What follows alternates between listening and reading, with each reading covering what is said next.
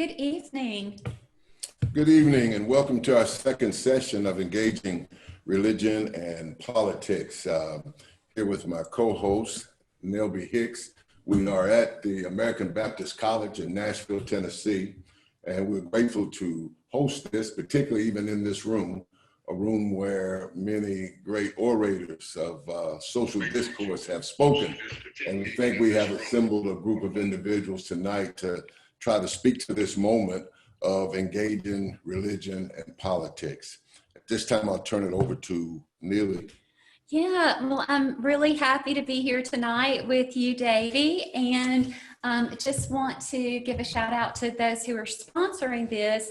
Harbor Hill Global, nonprofit for social good communications, Glencliff United Methodist Church, and especially American Baptist College. Together, we're trying to bring this important dialogue to you in preparation for the 2020 election. This series is based on the statement of conscience about the future of America's democracy, with each of the points of action within that document expounded upon over this 5-week period, this being the second week.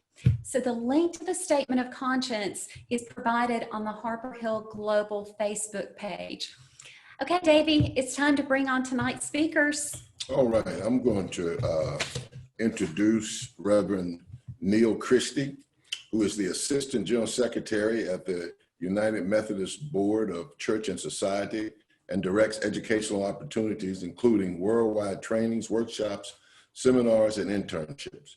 He coordinates curriculum related to the United Methodist social principles and has authored a number of publications and produced educational videos on social justice for the church. A graduate of Yale Divinity School and Princeton Theological School, Reverend Christie served as a trauma hospital chaplain and as a pastor in rural and urban communities.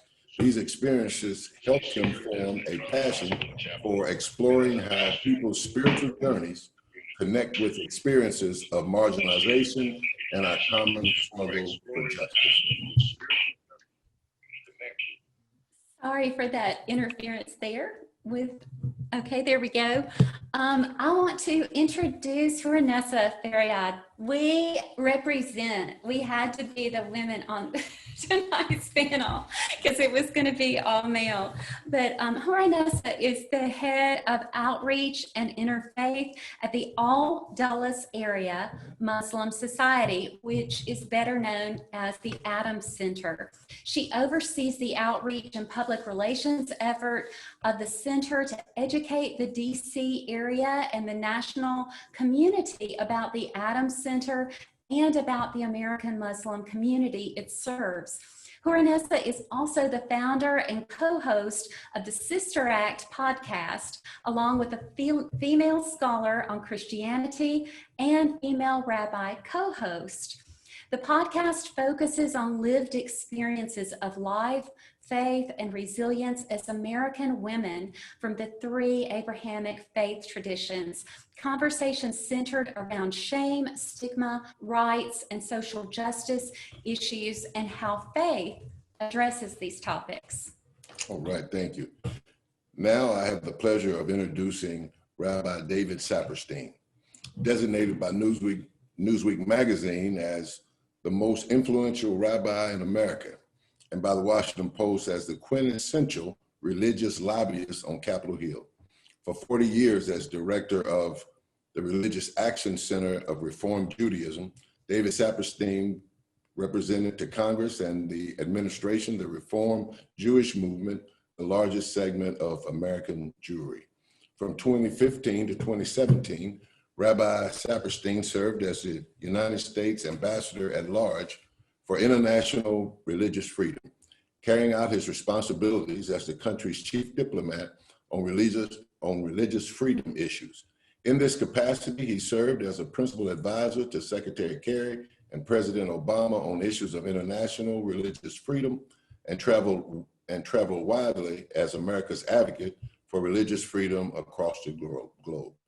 In 2019 and 2020, Rabbi Saperstein served as the president of the World Union for Progressive Judaism, the international arm of the Reformed Jewish movement. All right, welcome to all of you tonight. As we begin this discussion, I'm going to, if I could just say just a couple words. I'm sure that we all have been drawn not only to this upcoming election, but I think we've also been drawn by the impact of the pandemic as it relates to here in the US, but also internationally. Also the civil unrest that has been brooding in our society for quite a while. And there's often the conversation around you can't talk about politics and religion, but I think now comes a time when I think that's a really, really important conversation. So I'm grateful for Neely for asking me to even just ride along with her on trying to get folks of faith together just to talk about various aspects of this. So again, welcome, and I'm looking forward to the conversation. Yes, it is so important because I think that we have often kind of buried these subjects in polite conversation, and then we start to see the anger boil up in social media outlets. Rabbi Saperstein, I want to start with you giving some opening remarks. I do want to also just give a shout out to your latest book, Jewish Dimensions of Social Justice, Tough Moral Choices for Our Times. And I think that that's what you're talking about, Davey. It's tough moral choices for our times. So I defer to you now. Okay, it's a pleasure to be with you. As circumstance would have it, I happen to be in Tennessee, not far from Nashville, where a number of the folks who've organized this put together.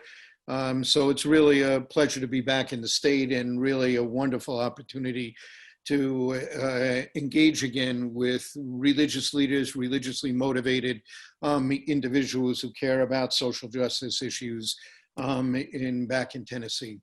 It is just a reflection in terms of Jewish texts and Jewish history. There is no real example of an ancient civilization or community that really have the norms of what we hold as central to what it means to be a democratic political structure, to embrace human rights for all, et cetera. But there were proto versions of that. And in the Talmud, it says Rabbi Yitzchak taught, a ruler is not to be appointed unless the community is first consulted, in Barachot 55a. So this idea that a ruler had a right to rule only when embraced by the community is central. The same was true with rabbinic law. The law not from the Bible that came directly from God and was binding upon in traditional Jewish thought, but rabbinic created law had to be accepted by the community. If it wasn't, the law would not be a legitimate law that they would be bound by. And of course, there was in the Bible the proto example of the tribes of Israel. It's very close to republic.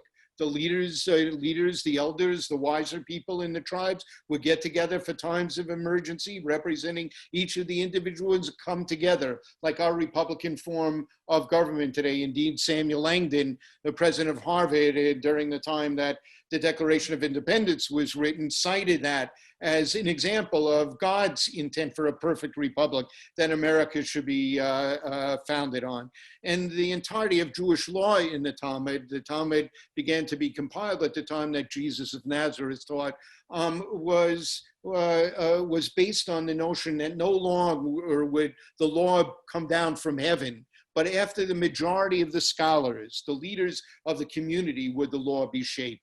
And that was a crucial contribution to legal thought here. And of course, there was a bifurcated government between the king, who had secular power, the priests, who handled the ritual power, and the prophets, that were the moral conscience of it.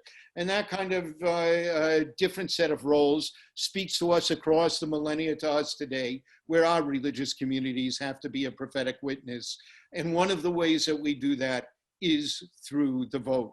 Now, those of you who know the Religious Action Center that I ran for 40 years the public policy arm of the National Reform Jewish Movement know it's both a building and an office, a building that housed many other social justice organizations for 30 years, the Leadership Conference on Civil Rights. So ironically, the actual Civil Rights Act of 1964 and Voting Rights Act of 1965, the civil rights community's contribution was drafted in our conference room, the room that I'm in every day when COVID-19 allows us into our offices. And we've tried to carry on that tradition at this time where the vote is so crucial. We've launched a major effort. We've always done turnout the vote efforts with our congregations, but working with congregations across different streams of the Jewish community, across religious streams, we're all working to turn out the vote here. And we're focused on several different things. First is turning out the members of our own churches and synagogues, making sure everyone votes. Second is really focusing on the young people in our congregations. We know that if a young person votes in the first two elections of their lives, they will continue to vote on average throughout the entirety of their lives. If they do not vote in the first two elections, they won't do that. Get a much higher rate of not voting throughout their lives. So ensuring that every kid in your youth group who's turned 18 is registered to vote.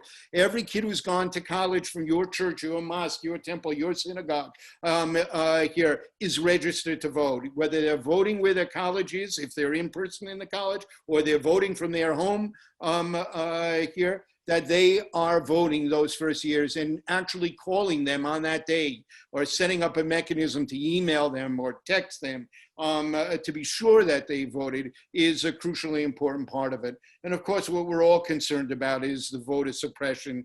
That Voting Rights Act, was renewed a number of times over the years. The last time by the Congress in 2006.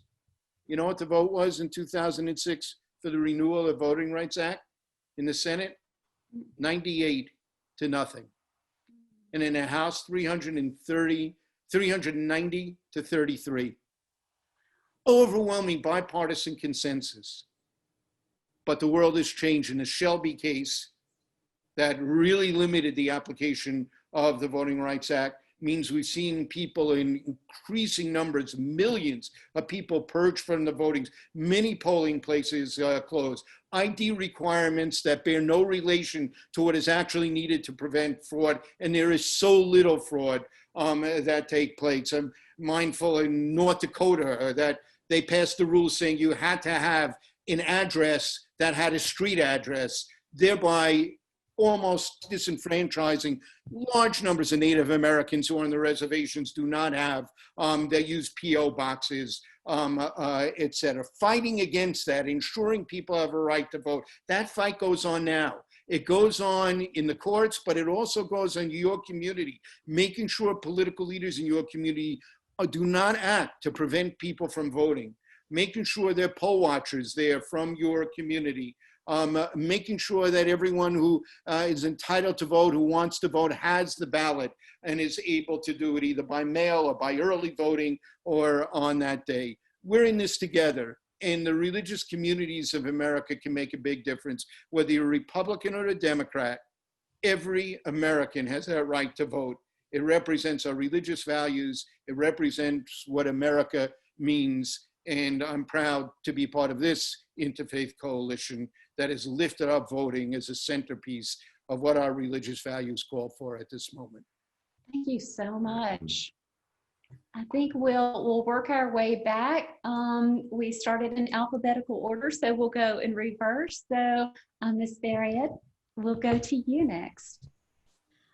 Thank you so much, Reverend Neely and Reverend Day, for having this important discussion and having me on. And everything Rabbi Saperstein just mentioned is, I think, imperative and goes in line with all of our faith traditions in terms of how important voting is. If we look at the prophetic model and how our Prophet Muhammad, peace be upon him, actually engaged the community in voting, we can see it was not a monarchy.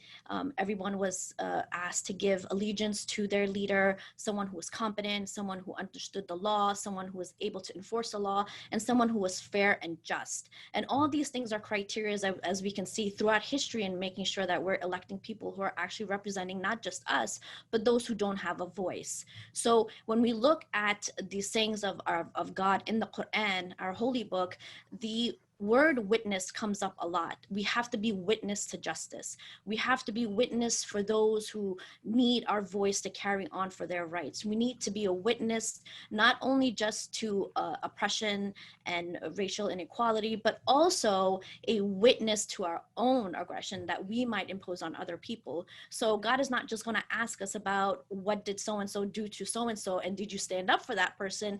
He's also going to ask us, how did you oppress someone? This is a time when you were oppressive, so you will have to answer for that as well. So we can see these guidelines in our faith and how they actually are going to now manifest into our daily lives as American Muslims here in this country, and what that means when it comes to the polls. And we can even equate that into, let's say, the census. The census this year, I think did an amazing job in putting out the information out for people to fill out their census and making sure that their communities are represented.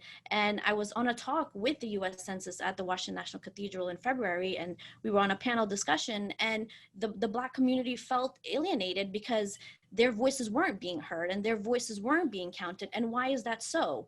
Why are we electing officials and allowing legislation to pass through that is not speaking for the Black community? And we know the racial inequality that has been plaguing this country for 401 years. What are we doing about that? And as Muslims, it is incumbent on us to make sure that we are actually working with elected officials and making legislation that is actually advocating for those who don't have a voice, be it the Black community, women's rights, people who have, who are homeless. That is an issue as well. So when we're electing officials, if we're not electing people who are actually going to stand up for the things we want as faith people, then it's going to come back and slap us in the face later, because we knew that the person we elected is not in line with our values. So it's very important to pick people who are going to advocate for what it is we want. And being a community is not just about yourself. In Islam, we are responsible for everyone around us. Regardless of faith or no faith, we are going to be questioned for how we took care of those who live around us, our neighbors, our families, our brothers and sisters that live around us. Everyone is going to be accounted for. So this idea of witness in the Islamic tradition is huge. And we're talking about voting and the importance of it. So, I came to the United States as a refugee from Afghanistan after the Soviet invasion. We landed in New York City, and that's where I grew up. And if it wasn't for the civil rights movement, I probably wouldn't even be here. And, we educate our Muslim community in terms of the history of the United States and how immigration has actually impacted us as immigrants. It's blinding and surprising for a lot of them to see how much sacrifice the civil rights movement actually did for us to actually come to this country. So it's not just a religious obligation, but it's a moral and ethic obligation for us now to be allies to everyone around us who needs their voices to be heard, not to speak on their behalf, but to actually give them the platform. One of the things we started doing in different mosques and masjids around the United States is to actually have voter registration and people from the county and the state to come and help register people who aren't registered to vote. We don't tell people who to vote for, but it's extremely important to be giving them the platform to voice who they want and how important it is as people of faith to vote and to go out there and actually exercise that right and what that means. Sometimes you have people who will say, well, my voice doesn't count. I voted and what I wanted wasn't heard. And so we have to explain these things to them, that if you don't vote, you're just one less vote in terms of how you're collectively going to make an impact.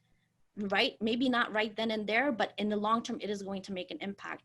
And who are you going to vote for? What are the values that you want in your community, in your home, in your schools, and everything around you? And mind you, obviously, we're voting for people from different faith groups, from people from different political backgrounds. But the point is to actually go out and vote because from the religious perspective, we are going to be questioned for what we witnessed for and what we actually valued in life. And then we're also going to be questioned for, did we stand up for those who don't have a voice? So, you know, bringing that out into the community and talking about voting and making sure that people understand that as Muslims, it is necessary for us to go out and vote because, you know, it's going to come back to us, is a whole totally new conversation for the immigrant Muslims who have been here for 30, 40 years, who came here as adults and really didn't see the need to, you know, participate in the voting process. But now they're seeing their children who are first, second generation born and raised here and talking to them and having conversations about political issues, legislative issues, things that are actually impacting our community. They are now turning the older generation of immigrant parents to register and to vote. And we've been seeing that, and it's a great thing to see. And again, it's all the work that, you know, organizations have been doing, but the religious organizations, the mosques, have really been putting out a big push and making sure that people are registered to vote. That's wonderful. Thank you so much, Ms. Fariad. Reverend Christie. Thank you, thank you. Thank you to American Baptist College. Thank you to Harper Hill Global and to Glencliff United Methodist Church for the opportunity. And this conversation is such an important one to have right now because it's the conversation we need to have now and then after the election has taken place. What I'm representing, I guess, really is a twofold tradition. One is the prophetic Christian tradition that relies on our sibling faiths, relies on the prophetic tradition of Judaism and sister tradition that comes from Islam. At the same time, it would be, if I'm honest, I need to be able to admit that within the Christian tradition, we have to look at where we've been complicit with the status quo, with supremacy, with white supremacy, male supremacy in this country when it comes to voting. And so I am reminded when Senator Kamala Harris in her debate last week, she gave a little history lesson. And so I want you to bear with me very briefly as I go through some of the history around voting, where as Christians, I speak as a Christian, have been complicit and where we may have pushed the needle further in terms of a more prophetic tradition. We remember at the very beginning, the 17th Amendment was written by all white Protestant men who claimed a Christian faith. They enabled the direct election of US senators, and it was left up to the states to determine who constituted the people, and therefore the right to vote were all white male property owners, right? The property requirement was dropped in 1850, and yet the 15th Amendment formally extended the right to vote to persons regardless of race, color, previous conditions of servitude. But by 1870, we know that churches were complicit in creating the Jim Crow voting laws in the South and in the North that required literacy tests and instituted poll taxes, a financial burden that African Americans who are poor, as well as white folks who are poor, were either unable to or unwilling to pay in precincts even where white-only primaries were held in direct opposition to federal law. Indigenous people, we know, did not have the right to vote until 1924. Only 3% of voting age African-American Southerners were registered to vote in 1940.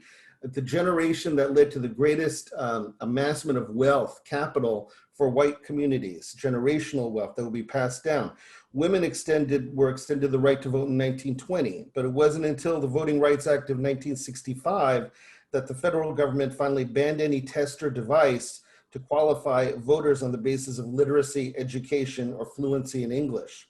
Poll taxes were not banned until 1966 when the Supreme Court found Virginia's poll tax to be unconstitutional. And still on election day in 1960, 4 unanswerable questions awaited Mr. Clarence Gaskin as he waited to vote outside of Methodist Church, a black voter in Georgia. He was casting his ballot and he was asked, how many kernels of corn are in this jar? How many bumps on this cucumber? How many seeds in this watermelon?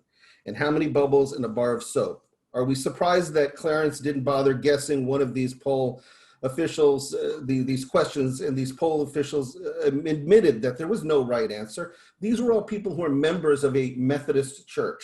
His vote was neither cast nor counted.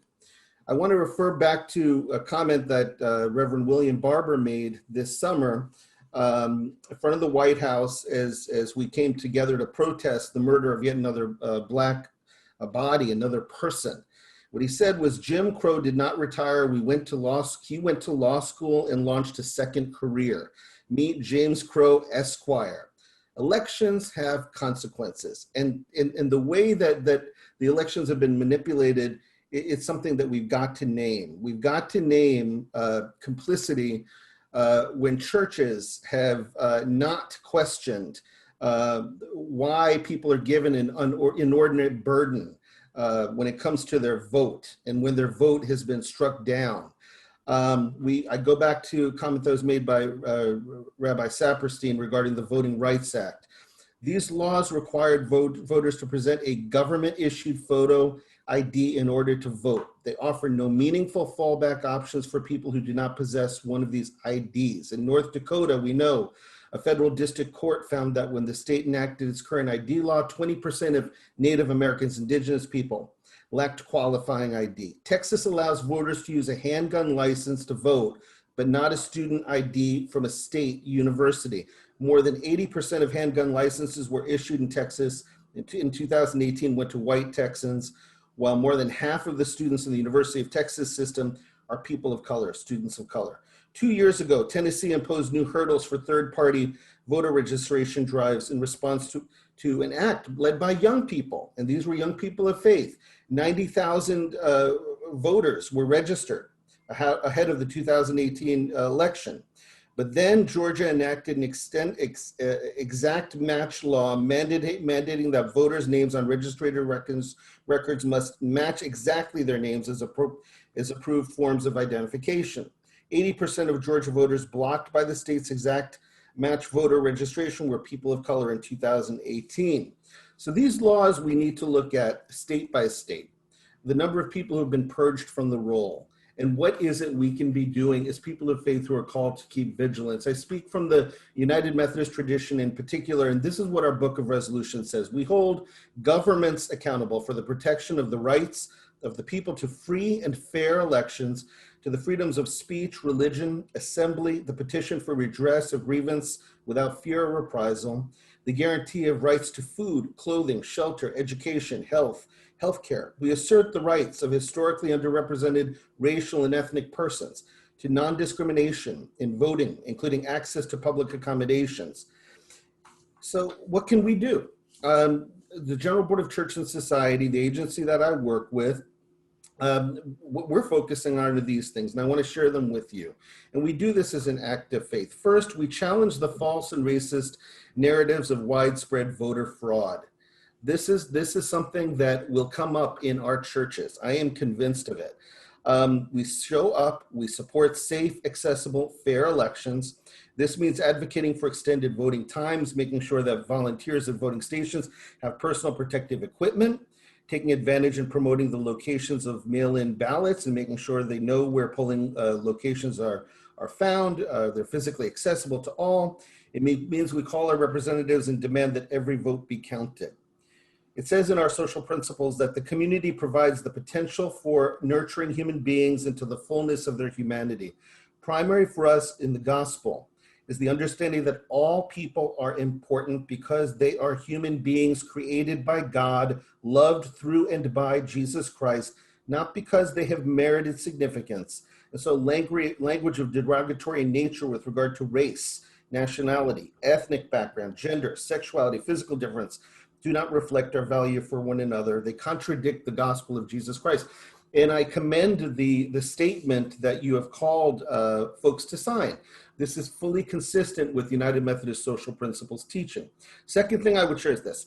We want to learn again about the Voting Rights Advancement Act, which has been passed by the House. This law would correct suppression laws, prevent Black and brown people, our elders, our youth from voting because of institution of inequitable voter ID laws, the absence of multilingual voting material. Third, we would ask that you would call your senators to support increased COVID package funding. This is connected to our elections. This is connected to how we exercise our vote. We want to make sure that even as people cast their votes, that they're conscious that they are voting for people who will support equitable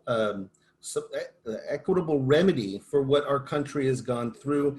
as it's been carried particularly by those who are most vulnerable. As people of faith, we want to advocate and demand that any COVID-19 financial relief package considered by this Congress include money for long-term structural reforms, support unemployment benefits, paid sick leave, access to childcare, health and safety protections in the workplace. Let me conclude with this. My family is from India, and as Christians, we're a minority religion there. It was in 1947 that India gained its independence as a colonial, from its colonial rule in Britain. Two of my grandparents did not get a chance to vote. They didn't live long enough. My other two grandparents were in their 40s before they could exercise the right to vote. Every vote counts. Every vote counts. And as a Christian and as a United Methodist, this is part of our DNA, that every person is born with human dignity. Our gift to one another is human rights and equity. And so reflecting that, we make a renewed commitment to especially this election. All right. Thank you so much for those remarks.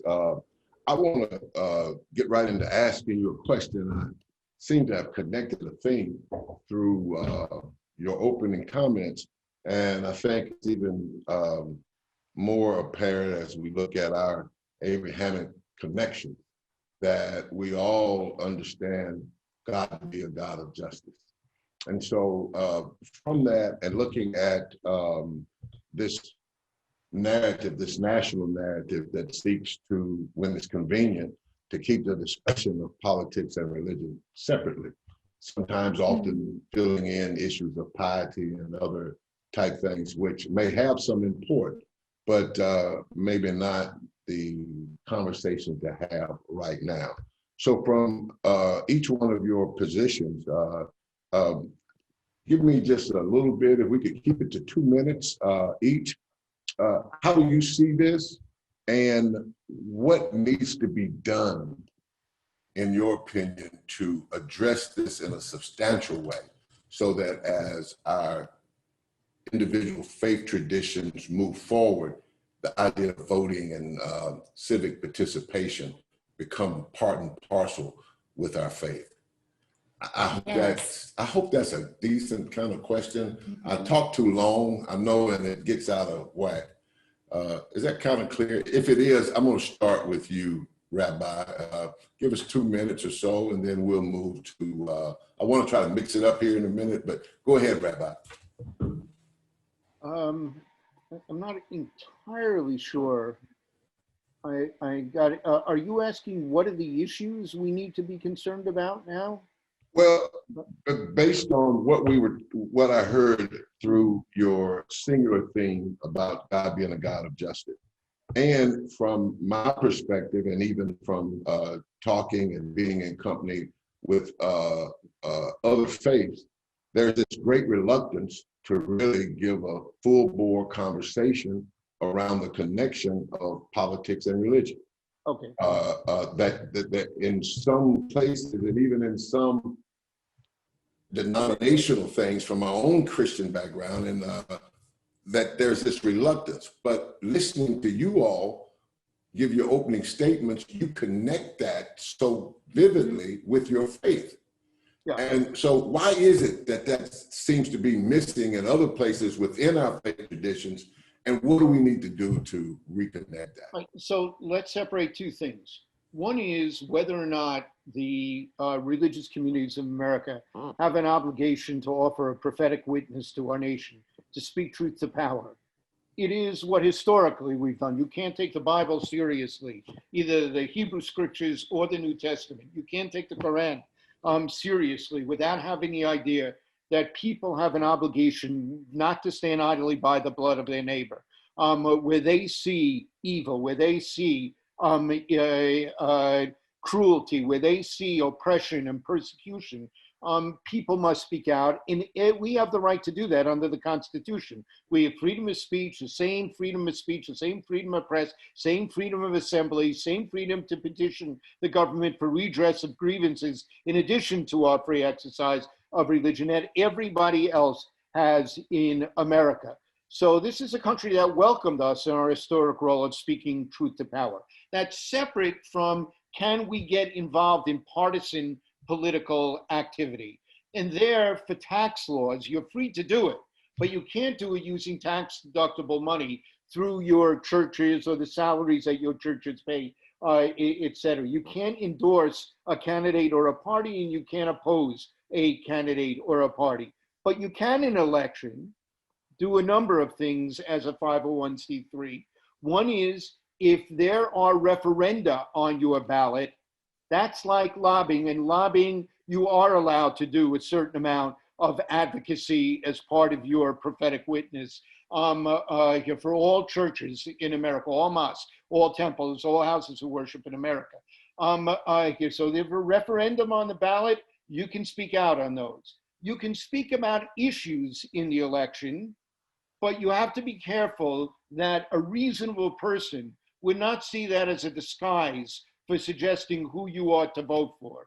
But there are crucial issues at stake. My colleagues have talked eloquently about some of those issues, domestic and foreign policy issues, and we have a right to speak out about the issues in this campaign, but not as a hidden way of endorsing or opposing a particular candidate. And you have to be careful in anything that smacks of partisan activity. Not a single penny of church funds, of house of worship funds, it can be doing. You can't indicate any opposition, any support for a candidate or a particular party. But there's a rich reservoir of moral issues that we need to speak out on, and we need to model. We can talk about this later, about civility in public discourse that is so desperately needed at this moment that we can help model.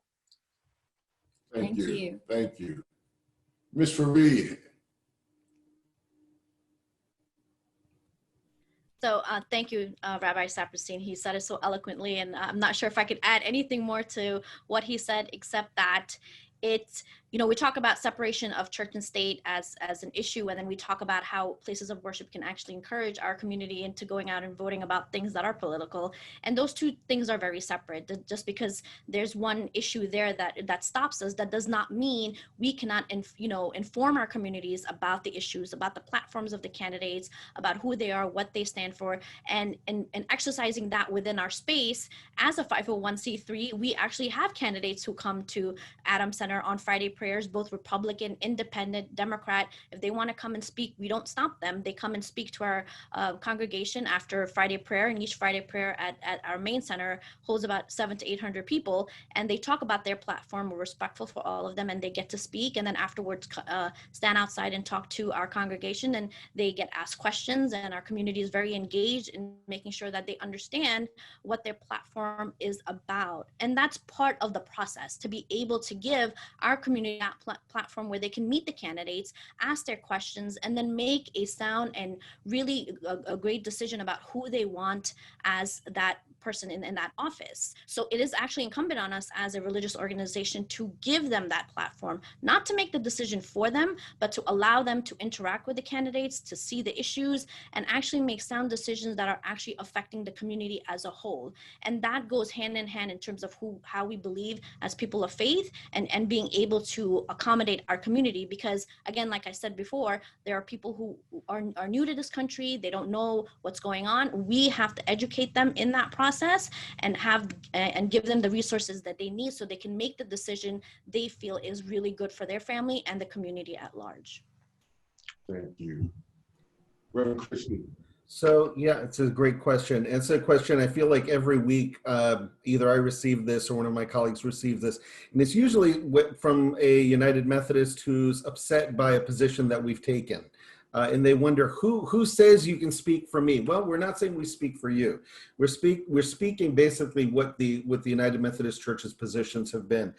I'd share with you that both Hillary Clinton and George Bush are United Methodist. And so if you look at the current candidates, presidential candidates, I mean, Joe Biden is very clear about his Catholic faith and how that's influenced him. And yet I know that there are Catholics who have very different opinions, that they will not agree with each of our main candidates, presidential candidates or vice presidential candidates. I recognize that. But you're asking a foundational question. You know, what is the role of a religious organization, in my case, a church, in relation to the state? And what our social principles, our social teaching says, and this can be amended every 4 years in our church, but it hasn't. Since the beginning of the Methodist church, there's been, in this country, this language has been pretty consistent, if you will. And I want to read it to you. It says, the strength of a political system depends upon, it doesn't say, it's not an option, it says depends upon the full and willing participation of its citizens. The church should continually exert a strong ethical influence upon the state, supporting policies and programs deemed to be just and opposing policies and programs that are unjust. The United Methodist Church has for many years supported the separation of church and state. The state should not use its authority to promote particular religious beliefs, but it should leave people free to follow their religious convictions. The rightful and vital separation of the church and state, which has served the cause of religious liberty, should not be misconstrued as the abolition of all religious expression from public life. So civic engagement is part of our tradition. It's part of our living tradition, who we are. Jesus was political.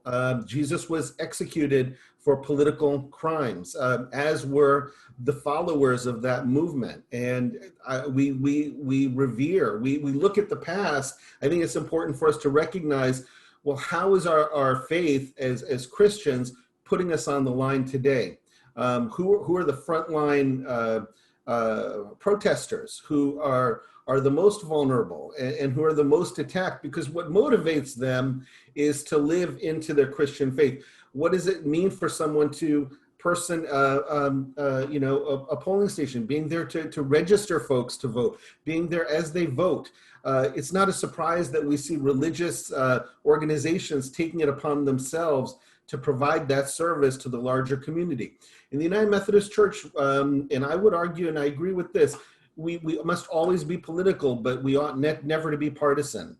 And we have friends on every side of a political aisle, but we're not uncritical of our friends. We speak out of love, and we speak out of trust that we have friends, but we're not going to be uncritical friends. And so as we practice that, we recognize, well, where are the common values that will unite us? Even when we disagree with a policy, what are the common values? How can we keep the conversation going? Where can we build on some level of trust, some level of familiarity? Where can we make a commitment that every public policy ought to be judged by how it directly impacts those mostly directly impacted by an injustice or an oppression, whether it's hunger or there's education or lack of health care or the immigration status, or because they've lived through incarceration. As a United Methodist Christian, I have to really, there's a term I would share with you, incarnational. We've got to live an incarnational reality when it comes to our politics. It's not a removed vote. It's not a removed election. My voice is never removed. It's always embodied. It's always incarnational. It's always in the present. And it's always relational. So always political, never partisan. Thank you. Thank you. I do want to turn to Rabbi Saperstein, but before we do, I want to let you all know that if you have questions, please post them in the comments section, and we will begin fielding questions in about 15 minutes. Rabbi, you're on mute, just one. Okay. Let me just add a note to each of my two distinguished colleagues' very eloquent statements here. First, in terms of Reverend Christie's statement, it's a caution to us to remember that while we have not only the right, but the obligation to speak out on these issues, there are people in our houses of worship who hold differing views. And whatever the majority view is of the consensus in any given church, there will be some who hold other views. And whatever the official position of our denomination is, there will be some who hold other views. That should never stop us from taking a decision. In the Talmud, in the great debates between Rabbi Hillel and Rabbi Shammai, it says, these and these are the words of the living God. And the Talmud records not just majority, but minority opinions, explicitly saying that what's a minority opinion today may someday become a majority opinion. But it never stopped them from making a decision in the end by majority vote what the law should be here. And I just want to caution us always to be respectful of those who hold minority views, to let them have their voices heard. Here, to be clear, we're not speaking for them here, and to be respectful of it. And it's just a caution to the very powerful words that Reverend Christie said, every one of which I agree with. And that's why the United Methodist Church and we have been kindred spirits on so many issues over the past century. And to Hurunnessa Fariad's very helpful comment, I just want to caution, though, that people may have misheard one thing here. If somebody is invited to speak at a service, giving as something a religious interpretation or something, it has no consequence, even if they're running for office, no consequence of your tax status or partisan activity. But if they're invited to actually talk about their position in the race, then you have to be sure that you make it clear that you're opening it up to all candidates who are similarly situated to run against it. Otherwise, you can run into problems. And I'm sure your mosque is such a model for mosques around the country. I know you do it. I simply wanted to raise it up for our people listening from many different churches, just to take you a very interesting example to make it clear. You can't pick and choose. They don't have to come, but you have to make it available in a similarly situated kind of sense. We invite everyone, and you're absolutely right. And thank you for pointing that out. That's very helpful guidance. I think that what we are looking at is really helping constituents understand the issues that are out there. And I think for all of us, it would be nice and neat if there were just a political party that held every view that we agree with. What we tend to have to do is kind of rank our concerns, looking at, okay, what's top priority? Within that priority, what are all of the issues at stake? Who best holds my position among these issues? So I want to turn to Hurunnessa and talk about some of the issues that women face, particularly in the upcoming election. So I think when I talk to Muslim women and women in general about the politics and the issues that are coming about, there are different things that a lot of them talk about and things that they're worried about, whether it's, women getting paid properly, and then the pay gap, that's an issue between women and men in this country, healthcare, the access to healthcare for women, especially minority women, and how that actually plays out in their life, especially if they're single mothers or they're coming from low-income families. How are they going to be able to go to the doctor? That these two things are a big deal. And I think coming from the Muslim community, we see it as a big issue as well, because we do have a lot of women who, are single parents or who are coming from low-income backgrounds. And how are the candidates going to address these issues? Because it's affecting them directly, right? These are issues that are going to come and play a role in their house. How are they going to pay their bills if they're not making the same amount as a man, even though they might be in the same qualified position? How are they going to take their children to the doctor if they can't afford to even get healthcare through their job, but they don't qualify for any state Medicaid or state mandated medical insurance that they might be able to get? So there's a lot of issues surrounding family life and life in general that I think women that I've spoken to have, really brought forth. And, there are other issues, abortion rights, the issues with the climate change. There's a whole slew of things that I think women are concerned about, but those two things, with the ones I've particularly have been speaking to, are a big issue. And as women, Neely, you and I know that sometimes our voices don't have platforms to speak on, right? We're not the ones people go to when it's concerning women's issues, and they're men who are speaking on our behalf. And it's important to actually have women, dictating these conversations and having us having them advocate for us in legislation in the state and in the federal government in terms of how that's actually going to now manifest in what rights we have and the privileges that we're going to get as inhabitants of a certain state and what that looks like. But we're, as women, we're the ones who are taking care of our families, right? We're the ones who worry about which doctor we get to choose, which doctor can we go to, how am I going to pay my bills? So these two issues have been a big focus point in discussion. And so, working around the other ones, they're there, but when it comes to actually coming into our households, these two issues are really on top. Thank you.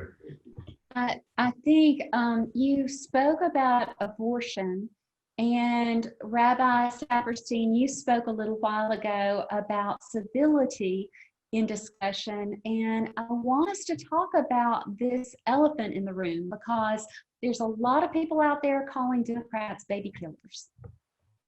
How do we deal with this in a more intelligent way, where we start looking at the factors of pro-life is not simply something about letting an unborn fetus live, but it is actually pro-life in caring for the children that are already born.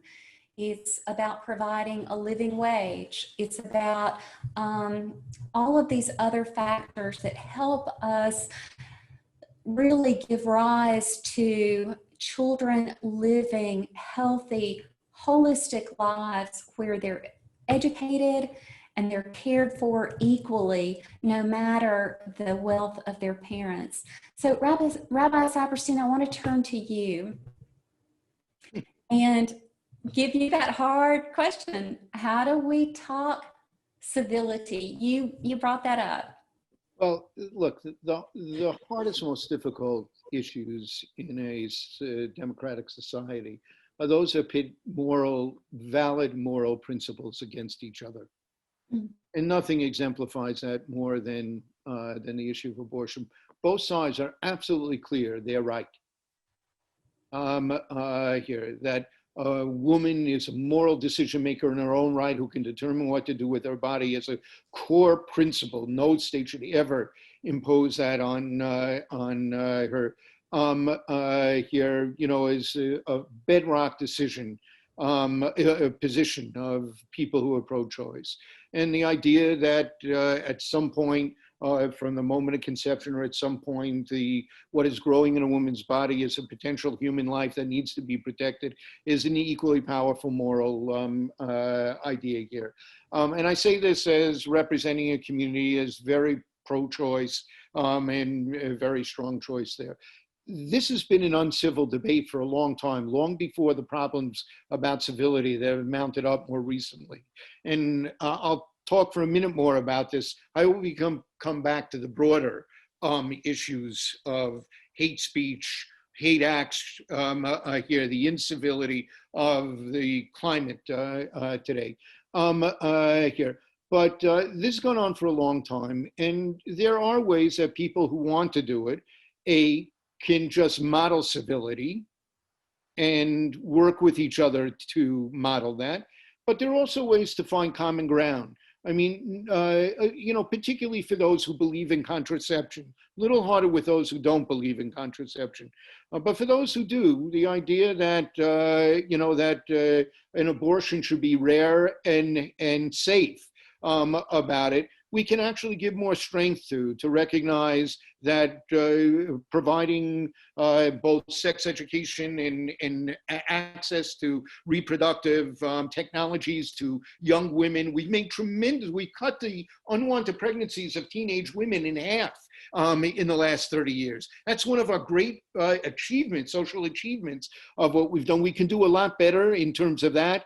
We can give options. If we have real medical care that is available, quality medical care available to every pregnant woman and the fetus that's growing inside her, far more people will not out of despair be forced to abort simply because they can't afford it. If we had living wage, you said this, if we had living wages that people knew that here in medical care after birth for everyone, a lot of this could be solved. There are ways for us to find common ground on a number of these issues, even if we differ over the core issue, and hopefully in lifting up common ground and things we can find together here, we'll get to understand what motivates each side more deeply to do and make civility easier.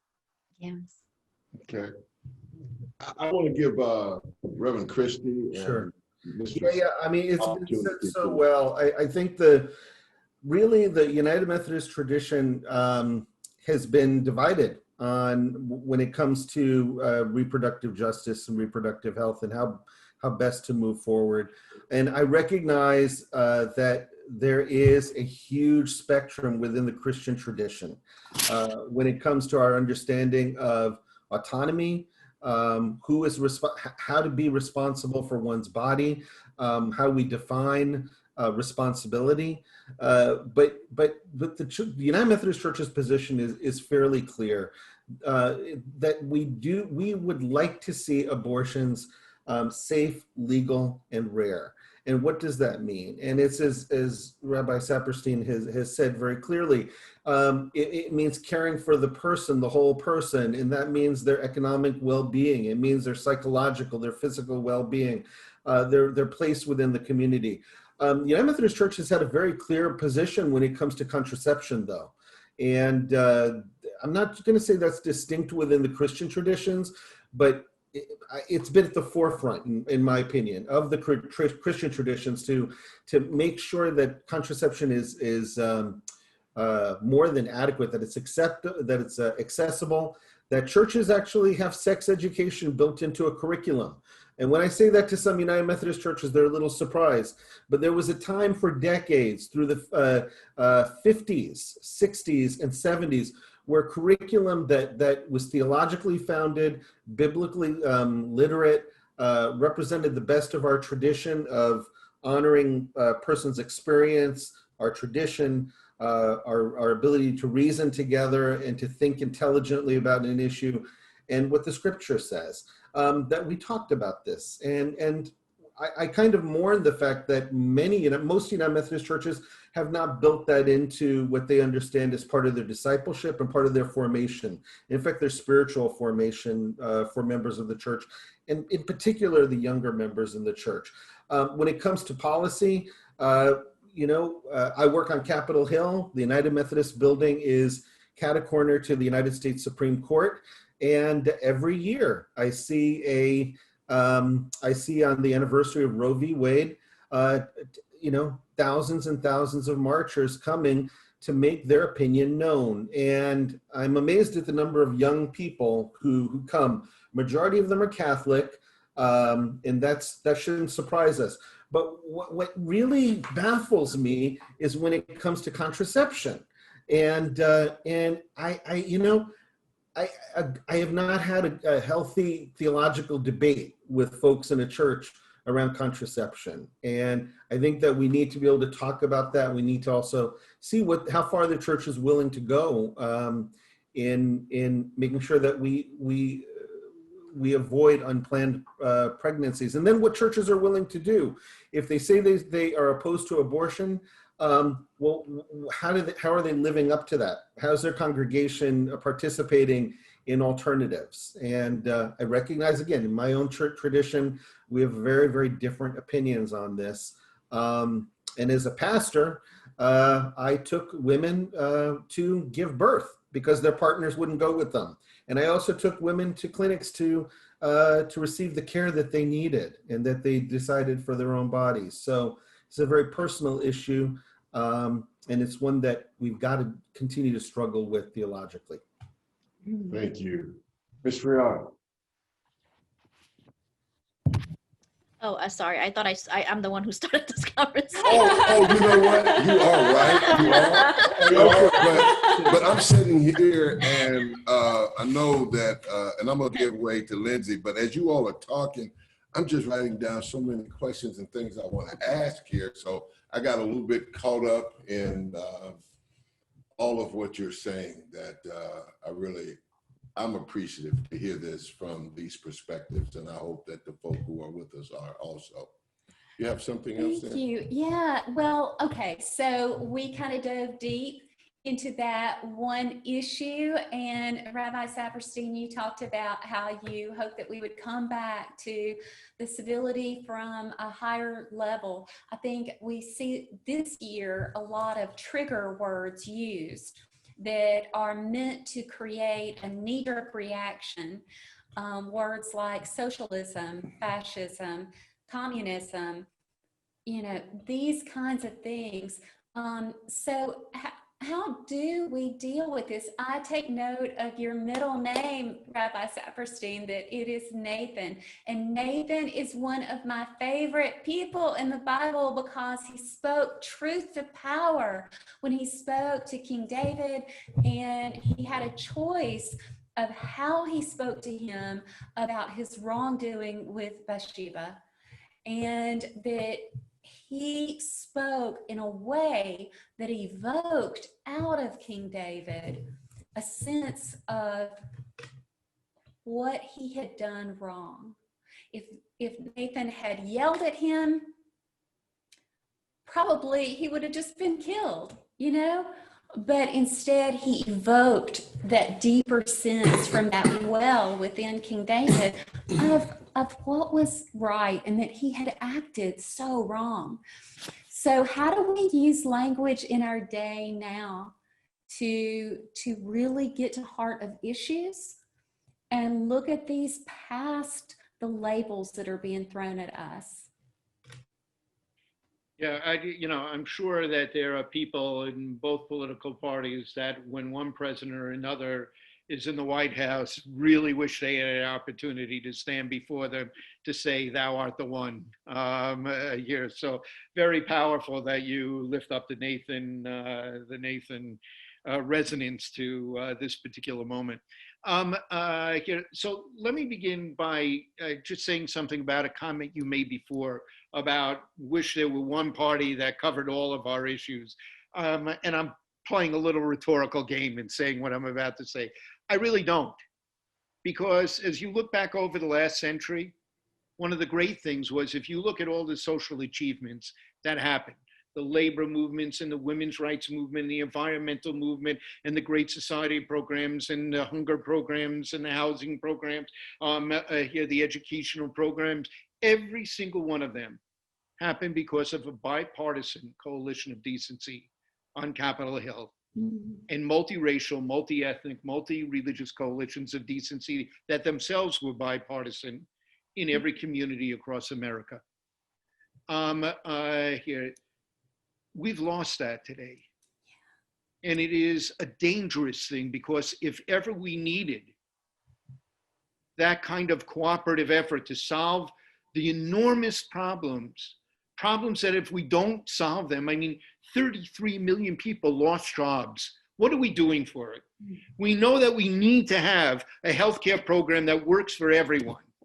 And I do have to say, by the way, almost all the major mainline Protestant denominations and the Catholic bishops and a number of the Muslim groups and Jewish groups all work together on behalf of healthcare reform, but the Methodist Church was first amongst equals in the battles for healthcare reform. And I just want to commend you for that, Neal Christie, in terms of the church that you are affiliated with. But we know that if we lose healthcare because of a Supreme Court decision that may come up in just a few months, there are going to be 20 million more people without healthcare. And we know that even with having had Obamacare and the ACA, there's still over 20 million people who don't have healthcare coverage in the United States. We know if we don't deal with climate change here and do it now, we are going to be in serious problems, whether it's a Republican or a Democrat.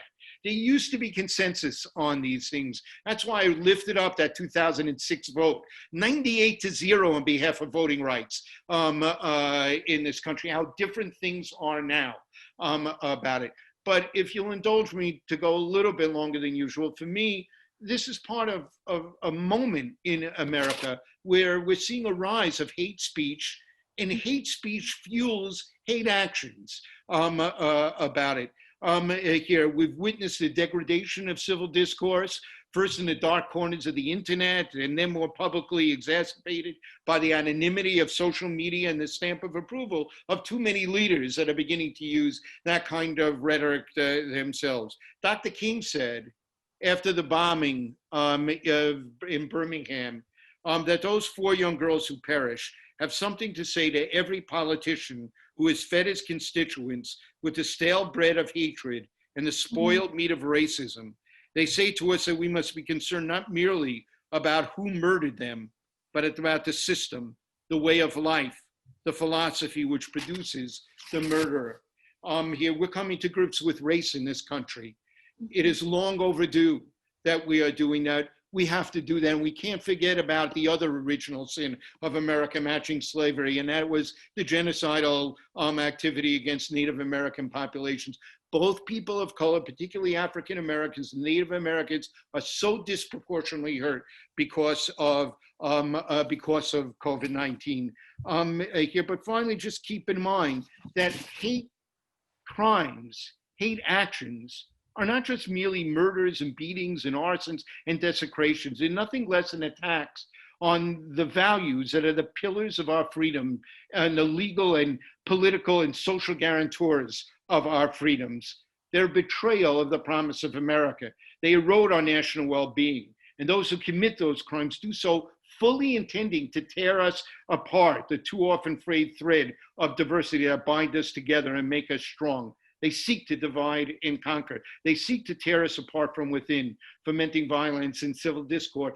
And I am so proud of the religious communities of America. We have stood with each other when Islamophobia is targeting Muslims. We stood with each other when Mother Emanuel was attacked. We stood with each other when Tree of Life Synagogue was attacked. We stood with each other. We've cleaned up the desecrations on our respective synagogues. And when arsonists burned churches, we opened our synagogues and vice versa to them. We're modeling the kind of America that we need. So we have a very special role in calling for civil discourse, in modeling civil discourse as we speak about the public policy issues confronting America, and really trying to change things. Time's running out here. It's almost as though all of human history is a dry run for this moment.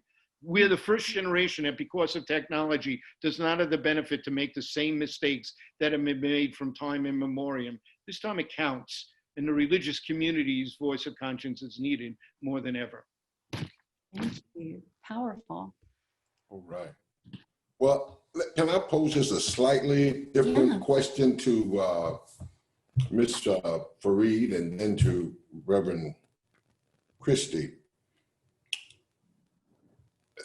Hate speech has been, as the rabbi said, it's been in its dark corners, it's coming out. There's always been code words.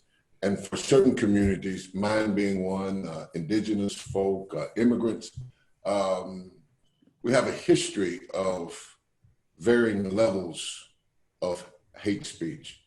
But now it seems to be at a place that I'm personally worried that, just as the rabbi just said, there have been places where we have been able to stand together and be unambiguous about something. I believe that this is one of those times when you hear the president say, Proud Boys, stand back and stand by. 13 folk get arrested for plotting to kidnap a governor, all this stuff you hear. And then even there's this same coded language that emerges out of our faith traditions also. How do, and what should our response as people of faith? I am a Rabbi Heschel grafted in son. He says, the more deeply immersed I became in the thinking of the prophets, the more powerfully it became clear to me what the lives of the prophets sought to convey. That morally speaking, there is no limit to the concern one must feel for the suffering of human beings. That indifference to evil is worse than evil itself. that in a free society, some are guilty, but all are responsible. I'm fearful that these clashes will continue. I'm fearful that before the change or the re-inauguration, whatever, there are going to be some folk who are going to leave, who are actually going to lose their lives around racist issues. How do we create a space and a place for the faith community, again, as the rabbi has pointed out in times past, that we can stand and say, this right here, you know, it, at least at a minimum, it must go back to the dark corners of the internet. It must go back to wherever it sustains itself. So again, that kind of ran out of a question, became more of a statement. But Ms. Fariad, what do we need to do? You know, as a person of faith and working in the faith space, I can say, and I am sure that Rabbi and Reverend can agree with me, that our spaces, our faith spaces are the hub of the information and the wording that goes out to the community. Our congregants and members come to our centers to learn, to be with one another, to know the issues that are going on and have conversation. And it is our duty to provide those spaces for them. And when we're talking about race and hate speech and all these things, whether it's Islamophobia, whether it's against the Black community, whether it's anti-Semitic, it is our duty to let our community know that these things are happening, and we have to go out and work together with those communities and give them the space and the help that they need in order to combat these things. It's part of our faith, right? Regardless of what's being spewed from DC or our local government, that does not mean we stop our work. It doesn't mean that we stop our conversation. It doesn't mean that we don't educate our community. Like I was telling you before, when I came to the United States as a refugee, Reagan was the president, and the Refugee Act was enacted, and that was, you know, a way we got to come to this country. Now we look at the refugee numbers to like 15,000 a year, which is so much less than what it used to be.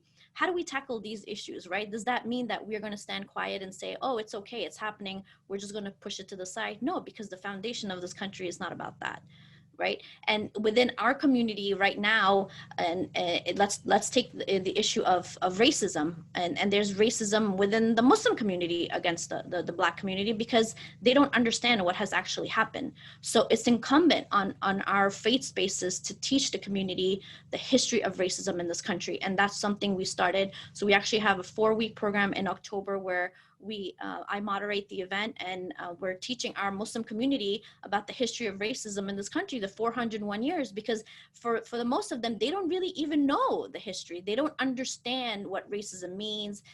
They think it's just like somebody calling somebody a bad word, but they don't understand systemic racism. It's embedded within the foundation of this country and the legislation. How do you explain that to people who don't even understand what that means? So you have to educate them. So as a mosque, that's what we're doing. We're educating our people like, hey, listen, you might not know what's actually been going on in this country, but this is our job as faith leaders to give this information to you. It's on Facebook. It's going to be recorded. You could go back. You know, the person who's speaking is a Black sister who I'm moderating the event, but I felt it my job to actually talk about these things, because if we're not talking about things that are actually matter in this country to people, especially when it's centered around hate and hate crimes, then what is it that we're actually doing? How are we, you know, modeling this prophetic model of being there for one another, to standing up for one another, to making sure that things don't repeat themselves? Yes, there's hate speech. Yes, there's Islamophobia. Yes, there's anti-Semitism. But like the rabbi said, we're pulling together as community of faith all together. When one thing happens to one of our communities, we band together and we say, no, we're going to stand up. And this hasn't actually been happening before. I mean, I remember as a child, I don't remember if something happened to a community where a group of different faith communities stood together and said, no, you're not going to attack us. It's happening now because we have the platform, we have the awareness, we have the love for one another, and we love humanity. And that is the driving force for all of us as people of faith, is that how can we sleep at night when there's a community that's suffering? Mm-hmm. Thank you. Reverend Christie. Yeah, I mean, I don't know how much more I can add. This has been what both of my colleagues have shared has been so eloquent. I would share what the United Methodist Social Principles say. It says that racism is antithetical to the gospel itself. We deplore acts of hate or violence against groups of persons. We commit as a church to move beyond symbolic expression. I think it's important to pay attention to that. You know, where have we as a church, has Christian churches, the United Methodist Church has engaged in acts of repentance for the atrocities that have been committed against indigenous peoples, for the legacy of white supremacy and the impacts of chattel slavery and its complicity in maintaining systems of racism within the church and then in our public witness in society. And we've made public expression to say this is something we repent of. I mean, as part of our tradition is to name and claim repentance. Challenge is we don't do what Jesus did, which was he didn't just name what the demon was, he cast it out. And we're not spending as much time casting the demon out, whether it's racism or xenophobia or anti-Semitism. It also says here that that we commit ourselves as a church to move beyond symbolic expression and representative models that do not challenge unjust systems of power and access. So it's incumbent upon us as a church to have a conversation about, well, who has power? How does power work in our society? What is the legacy of powerlessness? What does privilege look like? And so even as we're introducing language around white supremacy and white privilege, it's important for us to do the educational work that is so necessary in naming how institutionally groups have benefited.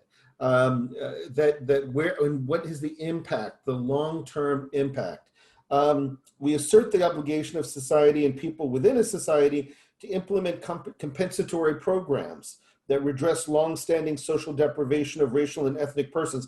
Now, I could talk about HR 40 and reparations and the fact that the United Methodist Church is on record supporting reparations for the African-American community. And we've supported the House of Representatives on this, and we hope that after this election that they will take this up. I could go in that direction, and I want to. At the same time, it's incumbent upon me to work with a congregation where they are so that they can understand their role and how a primarily white community has been negatively impacted because of white supremacy and white privilege and racism that's impacted indigenous and people of color, how a predominantly white community has suffered as a result of it, where they have been marginalized. And this is true particularly for rural communities. This is true for communities that have been sort of taught that it's us against them.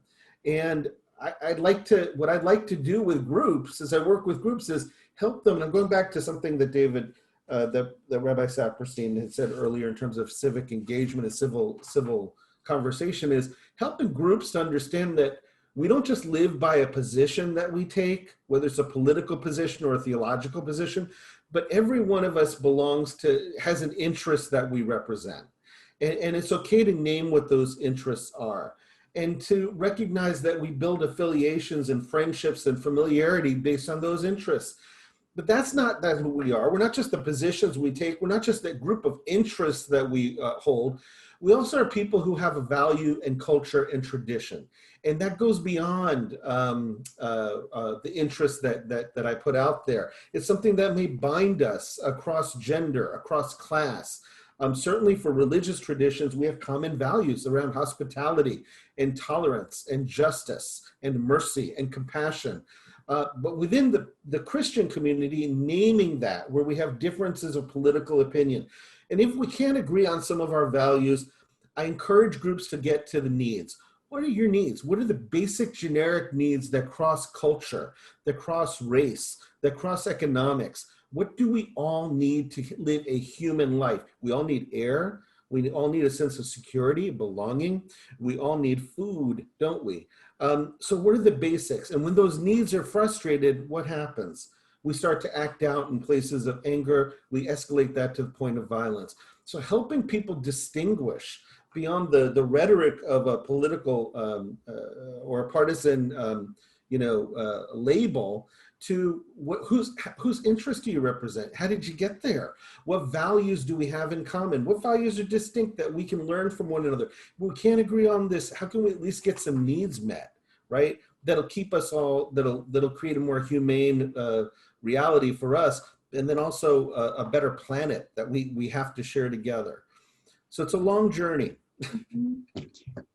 It is, and what I hear a lot in this conversation is this gap. You know, we've talked a lot about, like, during these last few years, about the wealth gap in the country, but there's also this huge gap between the micro and the macro that we're talking about here, where at the macro level, we're looking at political, who is elected. We're looking at what laws are enacted. At the micro level, we've also got, like, our faith. I mean, how do we come at some of these same issues from that faith perspective that helps us see another person up close and tend to that person in an incarnational way that is exemplified through the laws that we hope to have enacted that are just and right and inclusive of all persons, so we can live into that statement of all are created equal, because we've had that in writing, but we've not acted like a nation that really believes that. So we've just got about 9 more minutes to the conversation. We've got one question that's been up here that I think we've actually answered, where someone was asking, how do we help people understand the difference between healthy policy difference and cult-like actions that keep people from thinking for themselves? I think that's that political divide where we just go to our labels without delving deep. Do any of you want to add to that?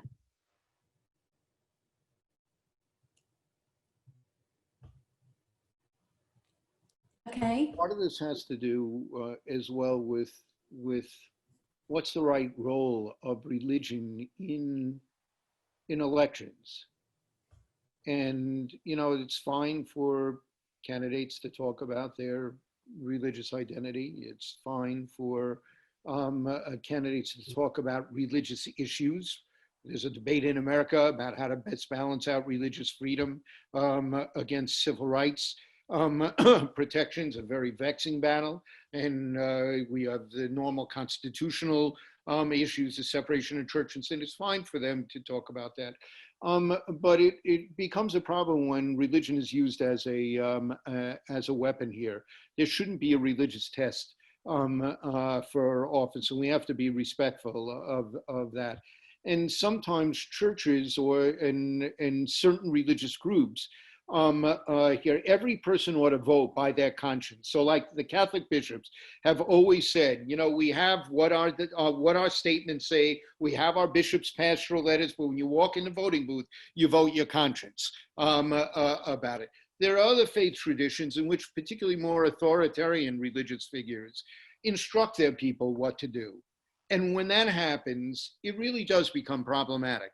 It's hard to reconcile that with, they have a religious right to do that, and their people have a religious right to listen to them here. But it doesn't mean that what you have a right to do sometimes is not good for democracy and not good for religion. Here, and I think the question here was when they talked about cult-like things, about, in those segments of the religious communities where there are authoritarian figures who in the religious life feel it is appropriate to instruct their people exactly what to do and expect to be obeyed about it, that when it comes to elections, they should actually step back. Here, take the position that the Catholic bishops have taken, that everyone, when they go in the voting booth, votes their conscience. That's indispensable to democracy here. And I think that's what the questioner was alluding to, the tendency to people who have power to try and impose power in so many different ways on those who have less power about it. And that is irreconcilable with the fundamental human dignity and autonomy that is at the core of the human condition. We have another question now about what is meant by in an incarnational way. Well, I think Hurunnessa and I are going to pass to the good Reverend. So I threw that out. I threw that out. I'm responsible, aren't I? Yeah. It's all on you, Reverend. Okay. So the way that I'm using it, at least, is, you know, we have in the Christian tradition, you know, we believe that that God came very close to earth. We understand that in the person of Jesus, who was both, as I understand Jesus, a prophet, but Jesus embodied really the fullness of divine love. And divine love includes justice. It includes equity. It includes belonging in practice, not only in belief. And so what does it mean to be incarnational? It means to really be contextual. Paul said that I am all things to all people, right?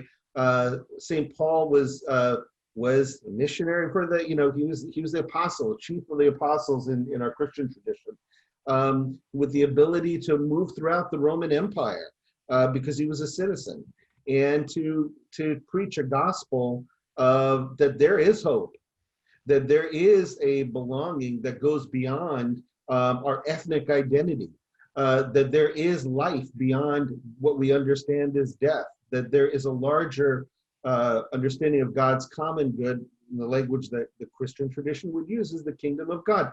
That similar, but we borrow it from our parent tradition, Judaism.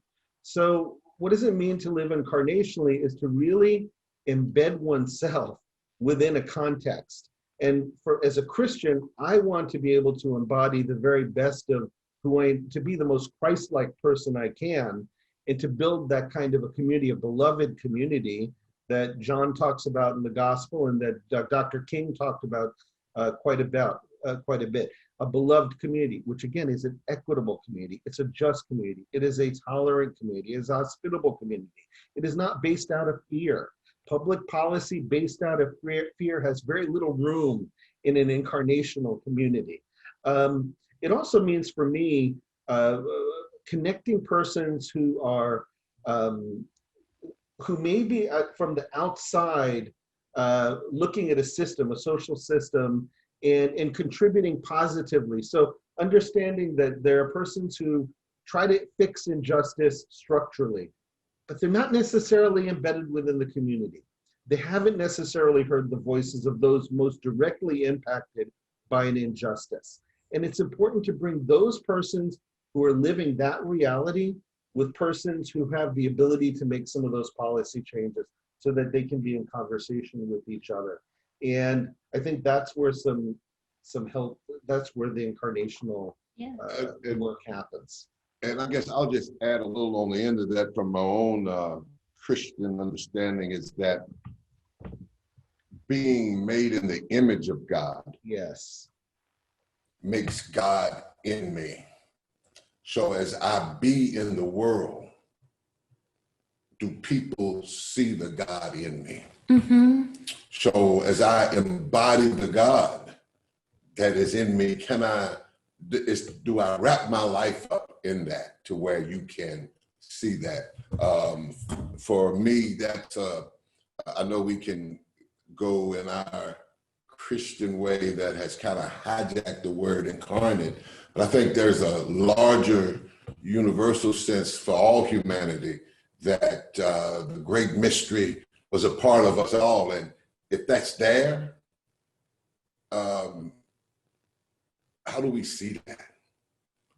And if it's there, how do I be that when it's in tension and in conflict with who I am? So we're about out of time.